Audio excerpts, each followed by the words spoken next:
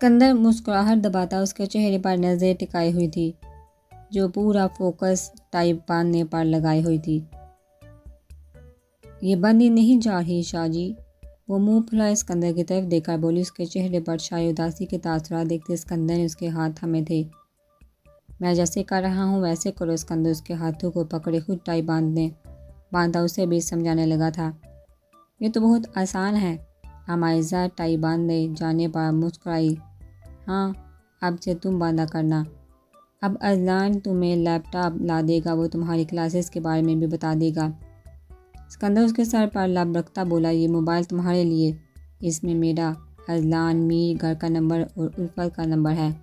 अब इससे ये फ़ोन इस्तेमाल किया करोगी। सिकंदर ने बैठ के साइड दराज से मोबाइल निकालते अमाइज़ा को थमाया। Thank you so much Shahji. वो मोबाइल पकड़ती खुशी से बोली, कुछ चाहिए तो बता दो, आते हुए ले आऊँगा। अपनी चीज़ें जेब में डालते सिकंदर ने अमाइज़ा को पूछा, चॉकलेट्स और मेरे लिए नई स्केचबुक और पेंसिल्स। अमाइज़ा ने सोचते हुए बताया, मैं शाम को ले आऊँगा, अपना ख्याल रखना और घर से बाहर कहीं मत जाना। सिकंदर ने उसे हदायत दी। अमाइज़ा उसके पीछे पीछे बाहर तक आई थी। काली शलवार कमीज़ में रेड दुपट्टा गले में डाले हुए सिकंदर को सर हिलाती क्यूट सी बच्ची लग रही थी।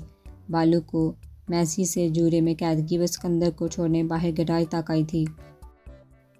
कोई काम हुआ मुझे कॉल कर लेना। अल्लाह हाफिज़। आखिरी बार उसके सर पर लब रखता सिकंदर बोलता गाड़ी में बैठ गया था। अमाइज़ा की नज़रों ने उसकी गाड़ी का बाहर तक पीछा किया था। सिकंदर के जाते ही वो वापस रूम में आ गई थी। मेराल के साथ मीर वापस आने के लिए सुबह सुबह ही पैकिंग कर चुका था। मेराल और उसके दरमियान भी खामोशी छा गई थी। दोनों एक दूसरे से कोई बात नहीं कर रहे थे। मीर फ्रेश होकर बिना शर्ट के ही रूम में आ गया था। मेराल तैयार पहले ही बैठी उसका इंतज़ार कर रही थी। शर्ट हैंगर से उठाकर डालता मीर मेराल के तकरीबन सामने ही खड़ा था। तुम्हारे गाल क्यों सुर्ख हो रहे हैं? मीर ने उसके रुखसारों को देखते अपनी शर्ट के बटन बंद करते हुए पूछा। मुझे गर्मी लग रही है। वो अपना होश को हल्कतार करके अपने हाथ बालों पर रख चुकी थी। मीर ने एक नज़र फुल स्पीड पर चलते एयर कंडीशन पर डालते मेराल को अजीब नज़र से देखा। कमरा पूरा ठंडा था। अब इसे समझ नहीं आ रहा था मेराल को गर्मी कहाँ से लग रही है। अपनी मेडिसिन खाली है तुमने? मीर ने सर झटकते उसे मज़ीद पूछा। जी, उसने जवाब दिया। मीर ने एक नज़र उसके कपड़ों पर डाली जो जहाँ से ही खरीदी गई लंबी सी शर्ट और खुले ट्राउज़र में मलबूस थी। सारा सामान लेते वो एयरपोर्ट के लिए निकल गए थे। मुनीब, तुम मामा से कब बात करोगे? दिलनशीन मुनीब के साथ होटल के कमरे में मौजूद थी। मुनीब शाह से उसकी मुलाकात शहबाज लाशारी ने ही करवाई थी। वो पहली ही नज़र में मुनीब शाह पर दिलहार बैठी थी। मुनीब शाह को इसने अपनी जानब आहिस्ता आहिस्ता राग़िब करना शुरू किया था, जिसमें वो जल्द ही कामयाब हो गई थी। जब उसे मुनीब शाह की बीवी का पता चला था, उसने साथ ही मुनीब के कान रानिया के खिलाफ बढ़ना शुरू कर दिए थे, जिसके बाद मुनीब रानिया को मारना शुरू हुआ था। तुम्हारे बाप को बाहर निकलवा लें, इसके बाद डायरेक्ट उनसे ही बात करूँगा। तुम्हारी माँ से बात करना किसी फ़ायदे की नहीं।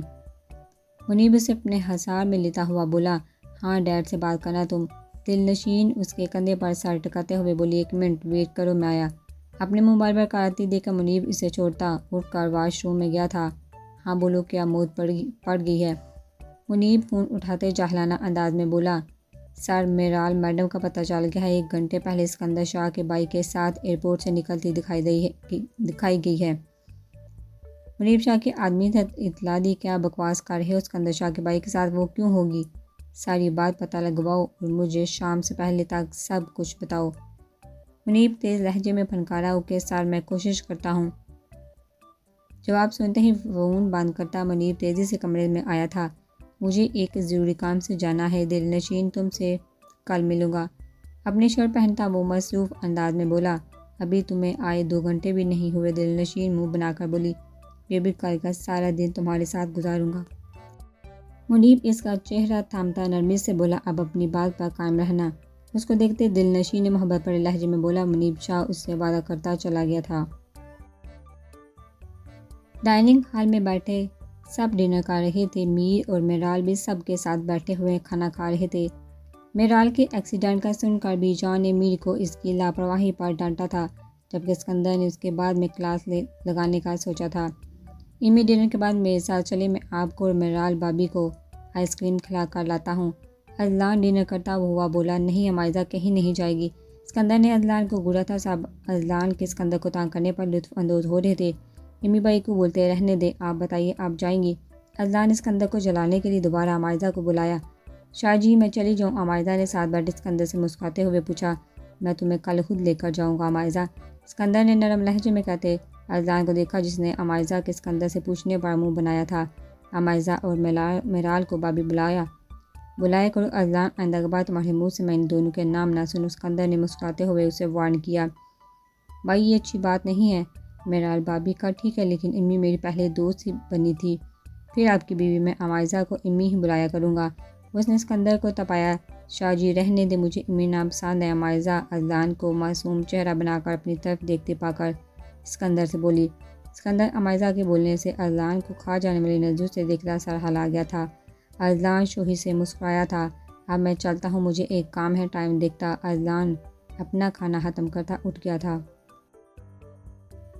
कहाँ जा रही हो अजलान? सिकंदर ने उससे पूछा। भाई मेहरान के साथ घूमने फिरने का प्लान है, जल्दी वापस आ जाऊँगा। अजलान ने झूठ बोला। सिकंदर अजलान की बात सुनता अचानक अपनी जगह से उठा था। सब ने सिकंदर को देखा था। आप लोग खाना खाएं, मुझे अजलान से बात करनी है। सिकंदर बोलता अजलान को अपने साथ बाहर ले गया था। अब सच बताओगे या दोबारा झूठ बोलना चाहते हो? सिकंदर के बोलने पर वो शर्मिंदा हो गया था। सॉरी भाई, आपको बता नहीं सकता। अजलान ने सर में हाथ फेरते नज़र चुराकर कहा। जहाँ भी जा रही हो अपना ध्यान रखना, मुझे यकीन है तुम कोई गलत काम नहीं करोगे। सिकंदर नरम लहजे में बोला। ओके भाई। अजलान शाह सिकंदर को जवाब देता। बात ख़त्म होने पर बाहर की तरफ बढ़ने लगा था जब सिकंदर ने उसको रुका। शराफत से अमायज़ा को भाभी बुलाया करो, वरना मैं जो करूँगा वो तुम पसंद नहीं करोगे। अजलान का गाल थपथपाते सिकंदर उसे लाइन पर लाया। जी भाई, जैसा आप कहें। अजलान बोलता हुआ सिकंदर से फासले पर हुआ। मगर भाई इम्मी मेरी दोस्त है, मैं उसे भाभी नहीं बुलाऊंगा, वो बोलता हुआ जबाग से बाहर भाग गया था। सिकंदर उसके जवाब पर होले से हंसता अंदर बढ़ गया था। ये काला मास्क आप भी पहन ले, मेरी एंग्री औरत। मतलूबा गली से कुछ फासले पर गाड़ी रोकते अजलान ने अब्रिश को मास्क थमाया था। अगर हमें किसी ने देख लिया फिर क्या होगा? अजलान ने मुस्कुराहट छुपाते हुए उसे डराने के लिए पूछा। मुँह बांध करके चलो जल्दी, रात का वक्त था, सब लोग सोए हुए थे। गली में दाखिल होते अब्रिश के घर के बाहर पहुंचते अजलान ने अब्रिश की तरफ देखते अपनी जैकेट से गन निकाली थी। अब्रिश ने आंखें फैलाकर उसे देखा, जिसने ताले पर गन चलाई थी। सलंसर लगे होने की वजह से गन चलने की आवाज़ नहीं आई थी, मगर खामोशी में ताला टूटने की आवाज़ ज़रूर गूंजी थी। तेज़ी से दरवाज़ा खोलते अजलान ने अब्रिश को अपने साथ खींचा था। पूरे घर में मकड़ी के जाले लगे हुए थे, जबकि सारी जगह मिट्टी से बड़ी हुई थी। टॉर्च लाइट ऑन करते अजलान ने सारे घर में रोशनी डाली थी। वो मेरी बहन का कमरा है। अब्रिश ने एक साइड पर बने कमरे की तरफ इशारा किया। अजलान उसके साथ कमरे की तरफ बढ़ गया था। दरवाज़ा खोलकर अंदर दाखिल होते अजलान ने अब्रिश को देखा, जो सारे कमरे पर नज़र डालने के बाद अपनी बहन की कोई तस्वीर ढूंढने की कोशिश कर रही थी। दरवाज़ा खोलकर देखते वो तेज़ी से तस्वीर की तलाश में थी। जब कमरे में बनी शेल्फ जो मिट्टी से ढकी हुई थी उस पर हाथ मारते उसे चंद तस्वीरें मिली थी। बाहर से आवाज़ें सुनते अजलान को देखते अब्रिश ने तेज़ी से तस्वीरें बैग में डाली थी। अजलान ने अब्रिश को खामोश रहने का इशारा करते बेड पर पड़ी मिट्टी से बड़ी चादर उठा ली थी। उससे अपने पीछे आने का इशारा करते वो लोग सहन में गए थे, जहाँ किसी आदमी को डंडा पकड़े खड़ा देखकर अजलान ने अब्रिश को बाहर की तरफ भागने का इशारा करते चादर उस आदमी पर फेंकी थी, जिसमें वो कामयाब हो गया था। मगर बदकिस्मती से उस आदमी ने हवा में डंडा चलाया था, जो सीधा अजलान की कमर में बजा था। वो बिलबिलाता हुआ तेज़ी से अब्रिश के साथ भाग गया था। मोहल्ले से निकलते तेज़ी से गाड़ी में बैठते वो लोग वहाँ से निकल गए थे। तस्वीर मिल गई है ना? अजलान ने उससे कंफर्म किया। अब्रिश ने सर हिला दिया था। उस आदमी ने मेरी कमर तोड़ दी। अपनी कमर में तकलीफ़ महसूस करता अजलान मुँह बिगाड़ का बोला। अब्रिश ने उसे देखकर अपनी हंसी दबाई थी, जिसका मुँह और सारे मिट्टी से बड़े हुए और बाल सारे मिट्टी से बड़े हुए थे। हंसने की बजाय मेरा शुक्र अदा करें। अजलान उसकी हंसी छुपाता देखकर गोया हुआ। द ग्रेट अजलान साहब, आपका बहुत बहुत शुक्रिया। अब्रिश आंखें घुमाती एक एक लफ्ज़ पर जोर देते हुए बोली। अजलान उसके ऐसे बोलने पर मुस्कुराया था। अमायज़ा कमरे में बैठी ऑनलाइन क्लासेस ले रही थी। सिकंदर कुछ देर पहले ही कोर्ट के लिए निकला था। बीजान अजलान के साथ अपना चेकअप करवाने गई हुई थी, जबकि मीर के काम पर जाने के बाद मेराल भी आराम कर रही थी। मैडम, आपसे मिलने कोई नीचे आया है, मुलाजमा ने कमरे में आते अमाइज़ा को बताया। कौन है? लैपटॉप की स्क्रीन से नज़र हटाते अमाइज़ा ने पूछा। पता नहीं मैडम, आपसे मिलना चाहती हैं। अमाइज़ा उल्फत के बारे में सोच कर लैपटॉप चलता छोड़ कर उठी थी। सीढ़ियाँ उतरते लाउंज में आते उसकी नज़र जैसे ही मलिहा और दिलनशीन पर पड़ी थी, उसका चेहरा पक हुआ था। आप यहाँ क्या कर रही हैं? उसने हिम्मत जमा करते हुए पूछा। आदाबो लिहाज भूल गई हो? मलिहा ने नागवारी से खड़े होते पूछा। दिलनशीन ने हसरत से ब्राउन लॉन्ग शर्ट के साथ जीन्स पहने, गले में स्टालर डाले, बालों की पोनी बनाए, चेहरे पर मासूमियत सजाए खड़ी 19 साल अमाइज़ा को घूरा। आप कैसी हैं आंटी? अमाइज़ा ने डरते डरते पूछा। हम तुम्हें लेने आए हैं, अपना सामान पैक करो और चलो हमारे साथ, मलिहा ने दो टोक लहजे में कहा। मुझे कहीं नहीं जाना। अपने कांपते हाथों को एक दूसरे में सख्ती से पेवस किए वो मजबूत लहजे में बोली। बस बहुत हो गए ड्रामे तुम्हारे, चुपचाप हमारे साथ चलो। दिलनशीन गुस्से से उसकी तरफ बढ़ती बोली। अमाइज़ा ने इधर उधर नज़र घुमाते किसी को मदद के लिए ढूंढना चाहा, मगर किसी को भी ना पाकर उसका दिल खौफ से सूखे पत्ते की तरह कांपने लगा था। मुझे आप लोगों के साथ कहीं नहीं जाना, जाइए यहाँ से। पीछे की तरफ कदम हटाती अमाइज़ा ने अपना जवाब दोहराया। तुम्हारे बाप जेल से निकलते ही तुम्हारी ये शक्ल बिगाड़ देगा। जब उसे पता चलेगा तुम उसके दुश्मन के घर रह रही हो। मलिहा काटदार लहजे में उसके चेहरे की तरफ इशारा करती बोली। फ़ौरन निकले यहाँ से, वरना मैं गार्ड को बुला लूँगी। अमाइज़ा ज़ोर से चीखी। दिलनशीन ने गुस्से में आगे बढ़ते एक ज़ोरदार थप्पड़ अमाइज़ा के चेहरे पर मारा था। थप्पड़ की गूंज पूरे हाल में गूंजी तो अपने चेहरे पर हाथ रखते अमाइज़ा की आंखों में आंसू जमा होने लगे थे। खौफ की एक सर्द लहर उसके पूरे वजूद में दौड़ गई थी। मलिहा ने आंखें फैलाकर अमाइज़ा को देखा था, फिर तेज़ी से दिलनशीन का हाथ पकड़ते उसे खींचते हुए अपने साथ ले गई थी। अमाइज़ा रोते हुए जाकर अपने कमरे में बंद हो चुकी थी। केस के आने पर सिकंदर बुरी तरह अपने काम में गर्क था। एक मशहूर सियासतदान का बेटा रेप केसेस में गिरफ्तार किया गया था, लेकिन कोई भी विक्टिम उसके खिलाफ गवाही देने को तैयार नहीं था।